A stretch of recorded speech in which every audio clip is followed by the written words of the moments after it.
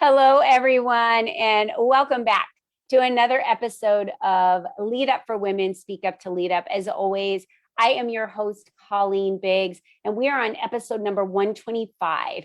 And today we are going to be diving into helping others get results, which you know I am all about. I do that in so many different ways, and you can find all of the resources, including our YouTube channel and all of our social media pages at leadupforwomen.com. So we encourage you to go and get our latest copy. My dear friend Patty Farmer is on the front of our latest copy of our magazine. She's talking all about marketing, media, and money, as well as all of our members that write articles and provide you with the 10 tips. And this month, our 10 tips are mistakes, the 10 mistakes that startups make.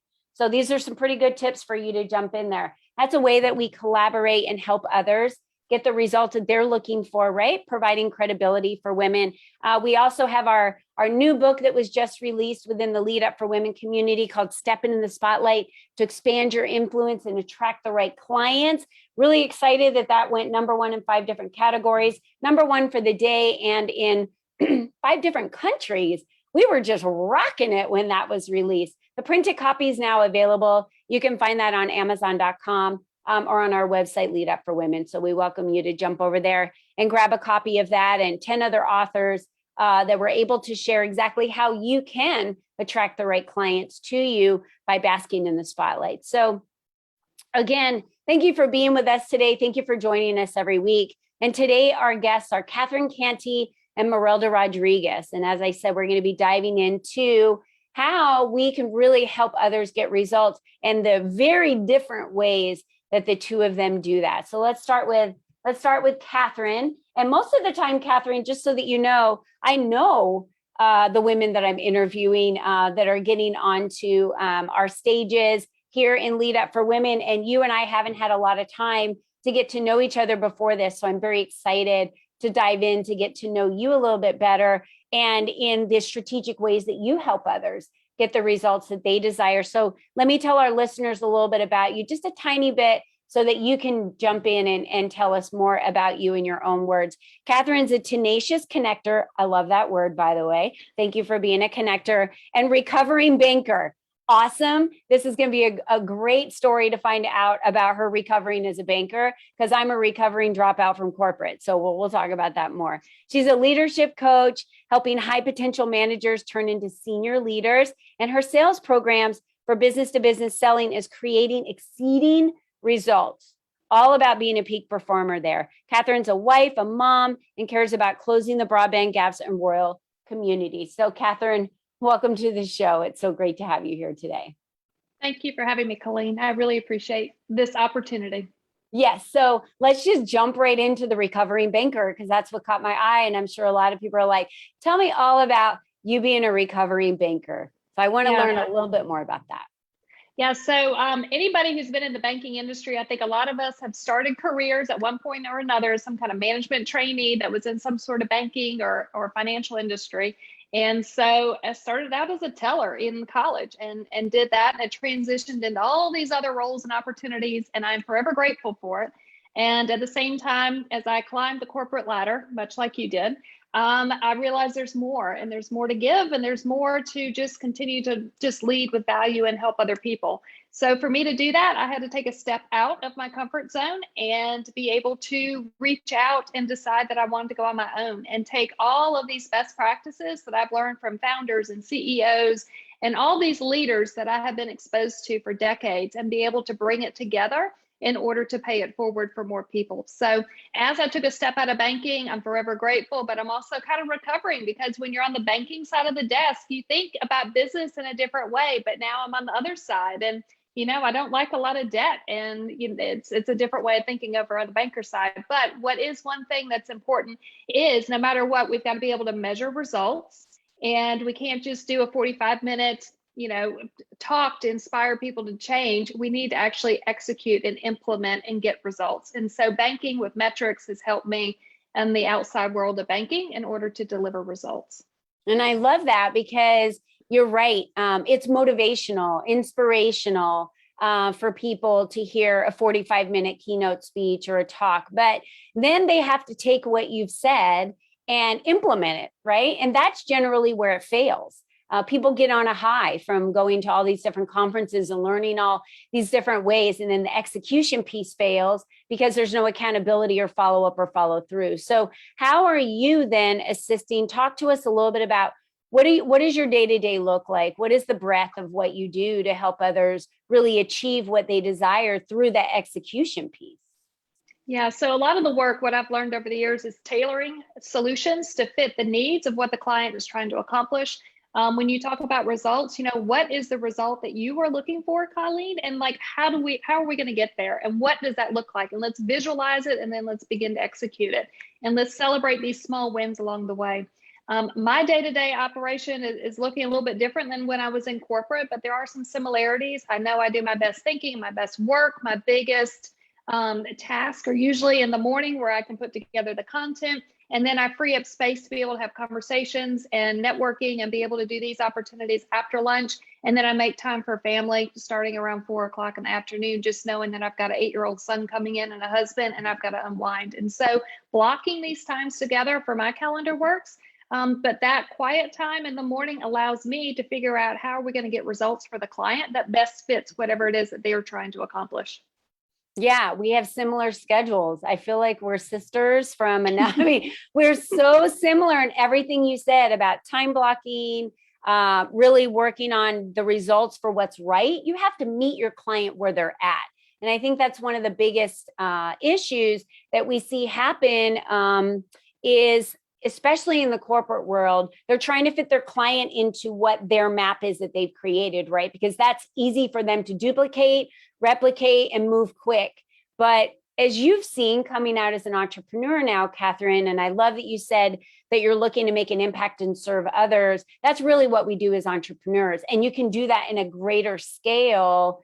Have you found the difference of that, of being an entrepreneur? You can do that as a greater scale. What has really been your big aha from leaving corporate America and coming out here, and what you've, really?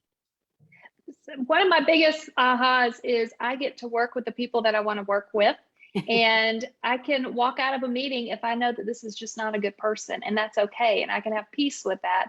I don't have to make excuses anymore that I have to go get on this airplane because I have to go chase whatever it is. These are choices that we get to make. And I think more and more people are beginning to ease into that, especially during the pandemic. They're taking a step back, they're reflecting, they're figuring out, there's more to life than just going into the office 24/7. And knowing that we get to have the choice of who we want to serve and who we want to pay it forward with.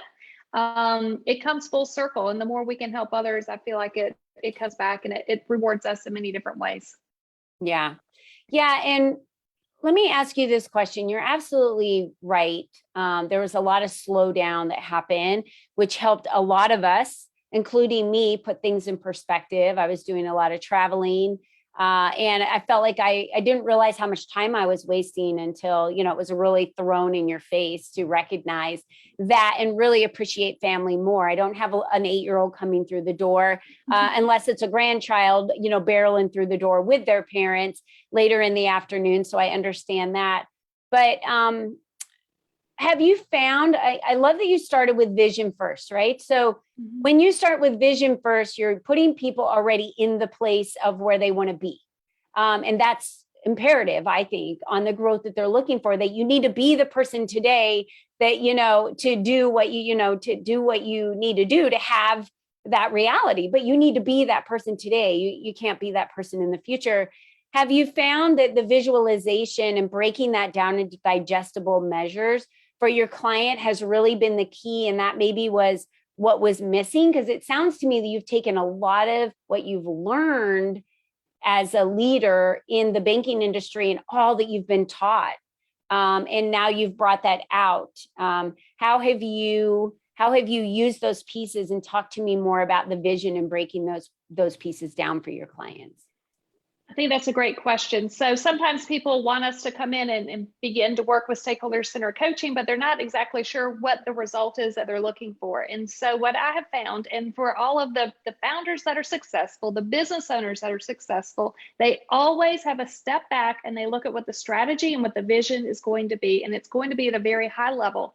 And then from there, we can begin to identify what these gaps are going to be. And it may just be that you need to strengthen your bench strength, or it may just be that you need to take these leaders to a new level with time management, or you need to take these leaders to break down the silos that have grown over the years within an organization. But you don't know what to start with until you take a step back and you look at the horizon and you begin to realize, okay, this is where we're going to go. Here are some opportunities, and I call them opportunities instead of challenges. And, here are the opportunities. What are you most comfortable with embracing right now?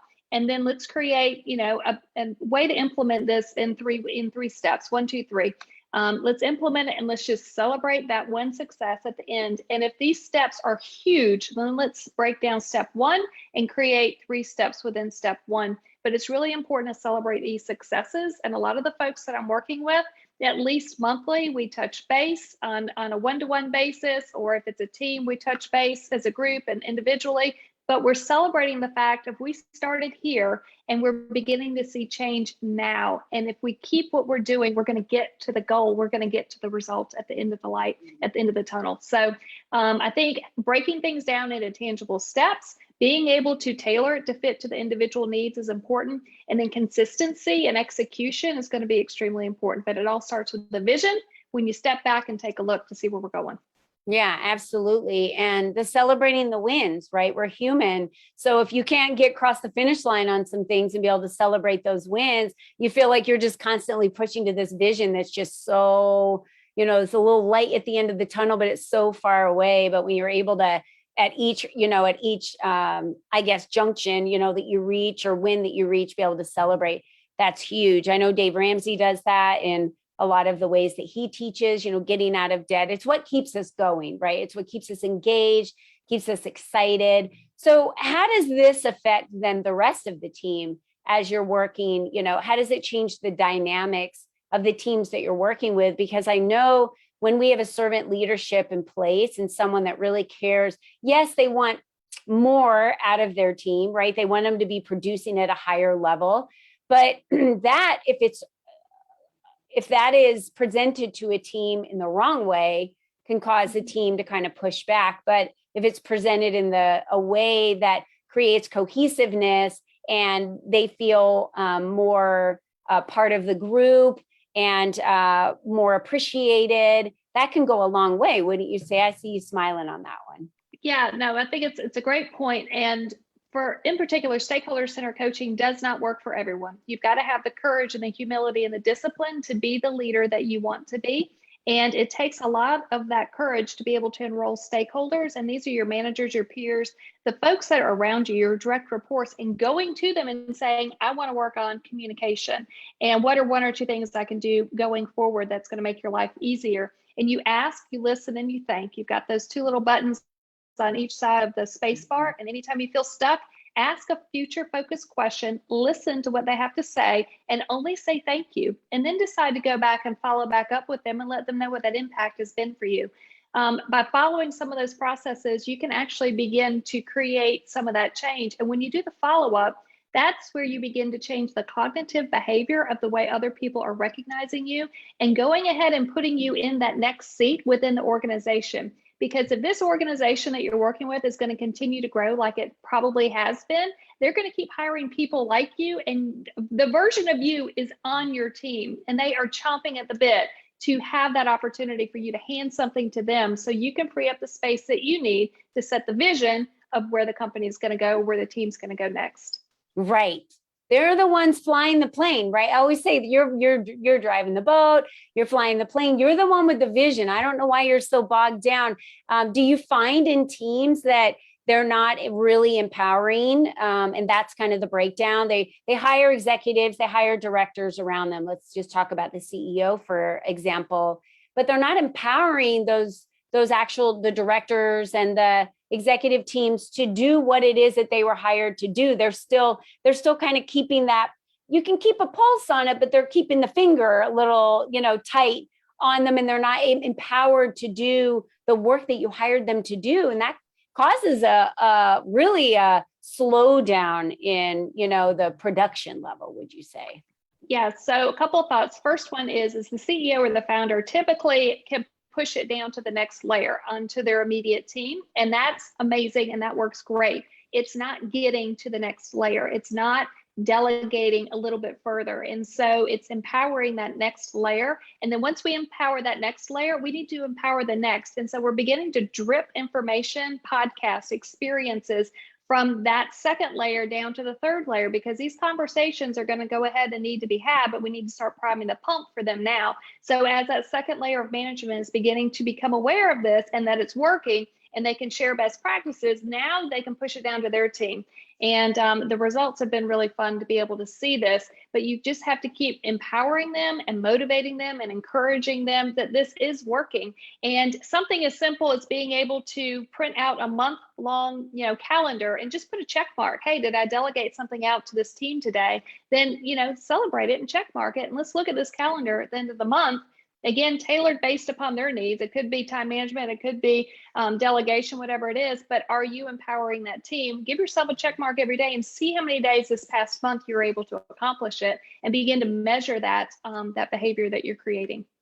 Well, I can definitely see that everything that your company stands for is helping everyone get results, right? Not just but really from the top down. And I love that you said that just keep empowering the layer after layer after layer, because that is what's really the most important. And the more that people feel empowered in their work, that you trust them, that they're empowered to do what it is that you hired them to do, you get so much more value out of them because they feel empowered and they don't feel like they have to ask, for the next step or what their next agenda is or what they need to work on next, because they're empowered to know exactly what to do. You've given them that, they're responsible for it, and they hold that. And people love that type of responsibility. It really creates a gratitude of, an attitude of gratitude within a team, I would say. I would agree. And it's not just for my clients, but it's also for myself. Anytime I feel stuck, I know I need to step back and I need to lean on the team and be able to delegate out to them. And better things come out as a result when I get out of the way. So it's not just clients, it's myself as well. Yeah, agreed. Absolutely. Because you take the training wheels off, right? And then they're ready to go on their own. So Catherine, you've given so many great tips today on, go ahead and give us one tip on someone right now that maybe delegating to other people, or a manager, or a director, an executive, or even a solopreneur that would be listening on the show today. Talk to us a little bit about just one thing that they can do today to start delegating and really helping others get the results they desire as well. So this is something that one of my mentors taught me, Marshall Goldsmith, and he has an Excel or a daily checklist of everything that's important to him. And it could just be doing, you want to do 10 sit-ups per day. You want to tell your spouse that they did something nice. Do something kind for your spouse, something kind for your family, do something kind for somebody at work. And it's a simple checklist. And you put your list down one side, you put the numbers of each day of the month across the top, and just check mark what you were able to get done. And if it truly is important to you, you will get it done. And it's really, if you want to see the results, that's one easy way to measure it. And you can reflect back and look at the month and make sure that your actions are aligning with what you are trying to accomplish. I love that. What great advice. Thank you so much for that. Catherine, how can our listeners reach out to you and dive into additional resources that you have available to them? Thank you for asking. My website is catherinecantey.com. You can also find free resources at catherinecantey.com/resources. That will have very short white papers, other podcasts that I've been able to just share best practices with. And then also LinkedIn has me, and you can find me there with my name, simply Catherine Cantey. Thanks so much. Thank you, Catherine. It's been wonderful having you a guest on our show. Make sure you stay with us, because you never know if we're going to get into conversation as we move on to speaking to Marelda Rodrigues. How are you today? I'm doing great. How are you doing? Good. So good. It's good to have you here. So let me talk about Marelda. She is the founder of Move Beyond Grief. She's a grief massage therapist and functional medicine certified health coach, author, speaker, traveler, and culinary enthusiast. I know you do a lot around spices, and over 20 years of experience in the health and wellness space. And, when I met you, Marelda, you did something that I had never really understood, right? Being, grief massage therapist and what that meant. So let's first explain that to everyone, because in a different way, you help so many people get results in their life to be able to overcome. So talk to me a little bit about what being a grief massage therapist means. Yes, this is something that I could talk forever about. So being a massage therapist, I've been one for close to 22 years. And most people, even in this day and age, really see massage as something that's pampering, even when we've come such a long way to say that it's really much needed just to get some relief, some reprieve, just to kind of have some good well-being, right? And now when you take it a notch further and you say it can affect grief, people are like, wait, I really am still stuck in the pampering side. I'm slowly coming to the it helps me side. And now you're saying grief, like it's going to help me in this area that most people go to a grief counselor, or they're talking to their spiritual leaders, whether it's a church leader or a synagogue, whatever. And one thing that really struck me a couple of years ago when someone came to me, and the first thing she said when I said, how can I help you? Is she said, my daughter's passed away and I don't know what you can do for me. And I literally had to go inside my 20 years of experience and go, what can I do for this woman? But it was very intuitive, based on how the body works. And it was very successful.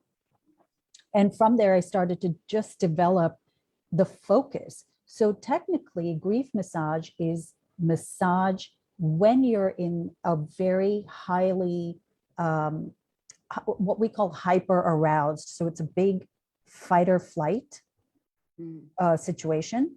And that's when some things can go awry, and it really helps the body to kind of come down from that fight or flight. Okay. Yeah, I get that. And I have to say, most, Catherine would know this being in corporate America. And, we hold, wouldn't you say, Marelda, that we hold a lot of, we hold feelings, stress, whatever it may be, all of that, anxiety, whatever people are feeling, if it's anxiety, depression, we hold it in our bodies. Yes, yeah, absolutely. We hold everything in our bodies. So I remember back in corporate America, how I was always like, my neck and my back, it was just, I had these screaming migraines that I would be in CAT scans and they couldn't figure out what was wrong with me. I leave and gone. Never have a migraine again in my life. It's like, well, that was all brought on physically by myself, right? So when grief is brought on externally because something happens in our world, I'm assuming we just trap that in our body, and the pain in our body. And I know, Marelda, I've heard you talk about this, really is manifested through something else that's happening. It's not like a knee pain isn't necessarily because you banged your knee. It could be a manifestation through something else that's causing your knee to hurt. Yes, exactly. I mean, understand our bodies, I think, is something that what you're telling me is understanding our bodies and knowing what's happening with ourselves, getting, it's not about just pampering. Like I get massages every 3 weeks. And it's really about therapeutic. And mine are never pampering. They're always painful. They always hurt. It's always about, getting in there and doing what needs to be done to release any type of tension. Talk to me about how you, on a regular basis, because I know you work with the police station as well, and do some, how are you in all your areas really helping others get results through what you do? So I work with clients in 2 ways. One is through massage, which is, physical touch, right? The other way I work is through wellness coaching. So that can be virtual, where I talk about nutrition and lifestyle changes. So when I'm talking to somebody that is struggling with grief, and grief can be, most people understand grief to be bereavement, but grief is simply a loss of a person, pet, possession, or lifestyle. So it could be any of these. It could be an event and then it shows up in your body. So when I'm working with somebody in a massage perspective, the first thing I do is I help them identify where this emotion is trapped in their body. So we go through a moment where we identify that. That way, I know you talk a lot about awareness, right? You can't solve something you're not aware about. So this raises the awareness. And then they get on the table, and there are certain techniques that really facilitate this descent from that hyper aroused state, right?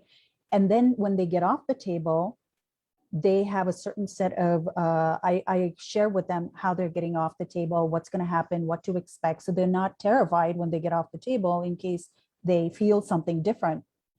So that's in the physical massage space. When I'm counseling or rather coaching folks, usually I'm helping them identify foods that are going to support their body in a fight or flight mode, where people have lost their appetite, where they're not sleeping, where they are anxious all the time, or they're stuck in a certain amount of numbness that grief has created.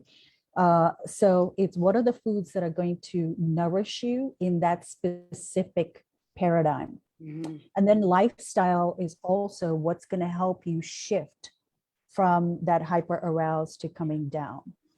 So when you were working with the police officers at the police station, what classes were you teaching there with them? I was on a project that was that took 13,000 Chicago police officers through a wellness training.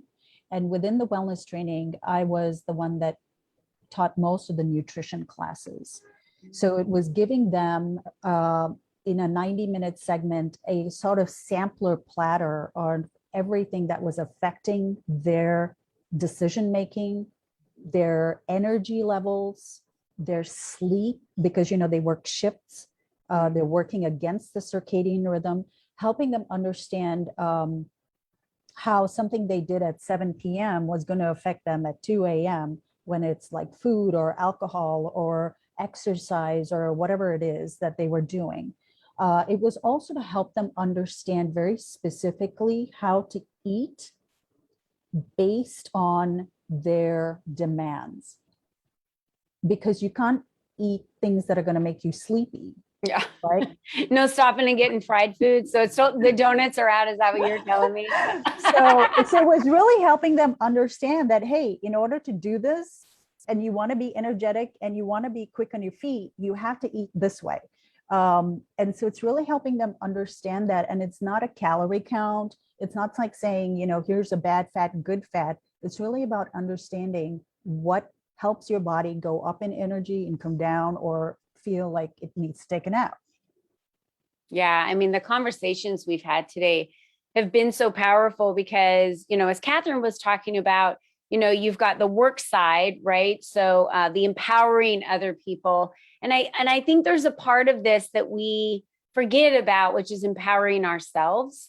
And we talked a little bit about choices. The one thing that I'm most grateful for as being an entrepreneur is my choices I get to make. And I think Catherine touched on that earlier.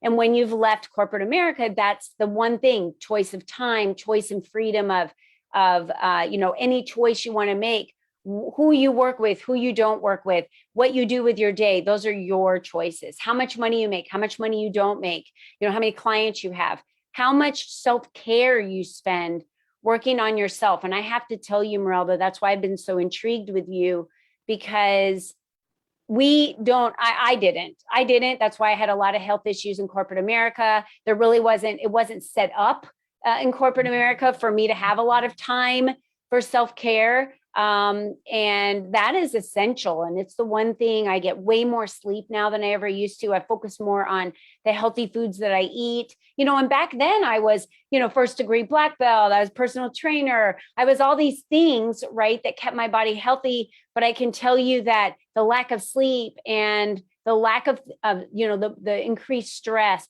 caused so much more pain on my body. Obviously, I had a lot of health issues when I was in corporate America. Yeah, I was eating healthy, doing all these things, that were healthy for my body. But yeah, I'm way healthier today because I am in tune with my body. I sleep a lot more. I'm empowering myself to take care of, and I'm listening to my body. Mm-hmm. You talk a lot about not what you just put into your body, but what your body is telling you.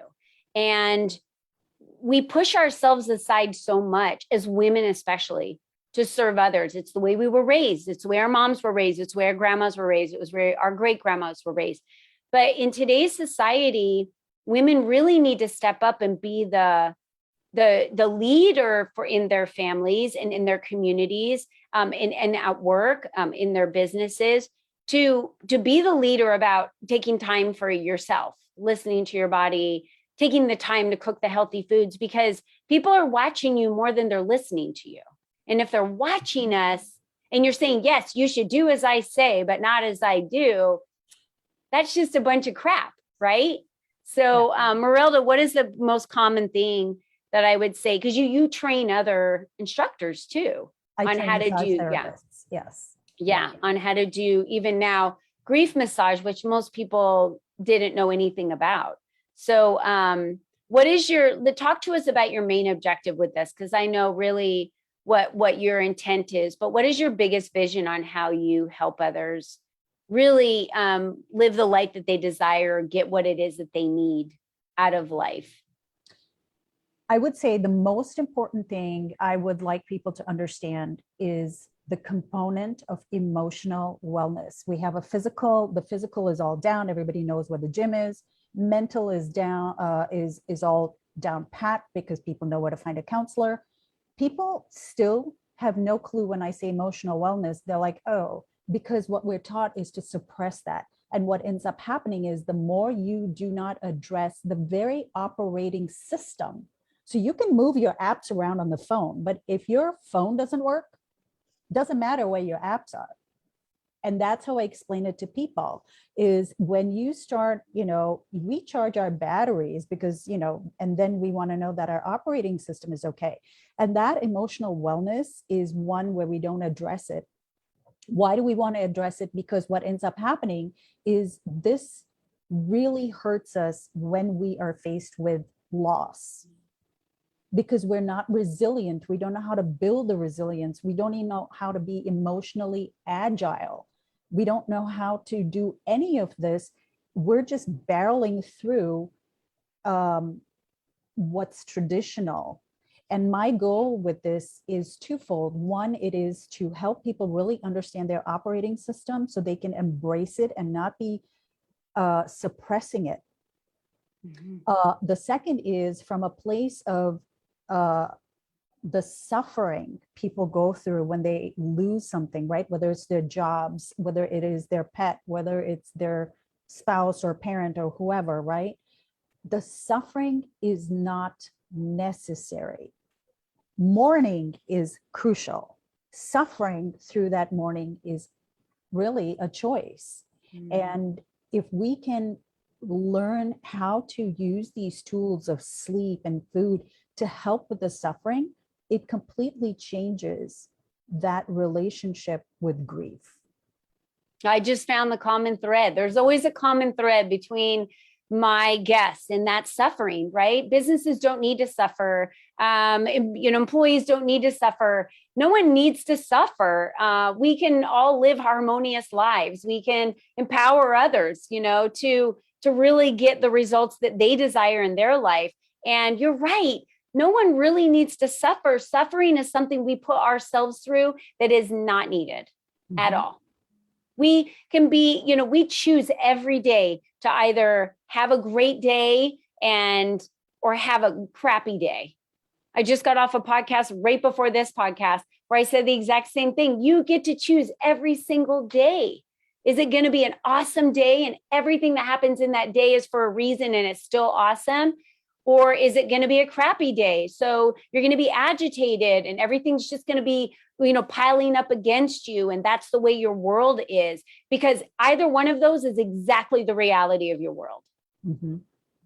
And I love that you said we don't need to suffer anymore. And on today's podcast, we've given you 2 examples of ways that you don't have to suffer anymore, that you can empower yourself, you can empower other people, you can live the life that you desire based on the choices. You have a freedom to choose. Mm-hmm. So Marelda, how can our listeners reach out to you? And I don't know if you have an offer for them today, or tell us a little bit about how they can reach you, because I know that many people are going to want to know more about how they strengthen that emotional side of themselves so that they are resilient in, when things occur. Yes. So people can find me on Facebook. My page is called Decide to Heal. And you can also find me on LinkedIn under my name, Marelda Rodrigues. And I encourage people to reach out and connect with me. I also have an assessment of what we call the illness wellness track. And it helps people look at, lots of people say, I eat healthy. And I'm like, all right, I don't know what that means, but maybe you can take this assessment and challenge yourself and see where you're at. Yeah, that's great. I love that. Thank you so much. And we'll have, for those of you that are listening, we will have all of that available to you at your fingertips for you to click on those links. And for those of you that are watching us on our Facebook page, if you want to see these beautiful ladies, pop on over to our Lead Up for Women Facebook page. You can watch this podcast and all the other podcasts, and the description will be there for you. And you can make comments. You can follow them on Facebook. So thank you so much for being our guests today, Catherine and Marelda. Both of you were great, wonderful guests. You brought so much to the table of how we can help others get the results, not only others, but ourselves, right? We, as women, we do a lot of serving, but how can we serve ourselves to get the results that we desire in our bodies and in our lives? And for anyone who has been through the world of corporate America, or have changed jobs, or have been married or divorced, you know that a lot of what happens, we bring on ourselves. And we are in control. We're in control of our lives. We're in control of our bodies. So as I always, end the show, I say, you are the only you that has ever been. You are the only you that will ever be. It's it. You're not promised tomorrow. How you navigate your path and your future is up to you. And from today, you have a choice to not suffer, to help yourself and others get the life that they desire. So thank you, ladies, for being with us. Thank you, listeners, for being with us. And we hope that you will join us next week, as we're going to be diving into the family life next week. So join us on episode number 126 next week as we dive into that. Ladies, thank you so much for being with us. And until then, everyone, have a beautiful week. Be you and be strong. Bye.